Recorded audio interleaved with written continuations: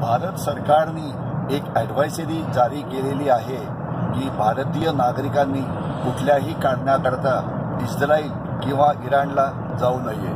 अर्थातच ही अत्यंत बरोबर ॲडव्हायझरी आहे, कारण आपल्याला आठवत असेल की इस्रायलनी इराणची जी वकिलात होती सिरियामध्ये तिथे हल्ला केला आणि तिथे 8 किंवा 9 त्यांच्या टॉप लीडर्सना मारलं। तर त्याच्यामुळे आता ठरवलेलं इराण त्यांच्यावरती प्रतिहल्ला करेल अशा प्रकारची भीती आहे।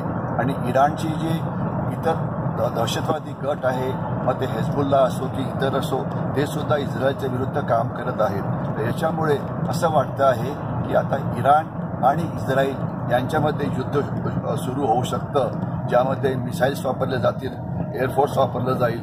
म्हणूनच आपल्या लोकांना सांगण्यात आलेलं आहे की त्या भागात जाऊ नका, गेला तर काळजीपूर्वक राहा, कारण एक मोठा धोका या भागामध्ये निर्माण होतो आहे तिथे होऊ शकत असणाऱ्या युद्धामुळे।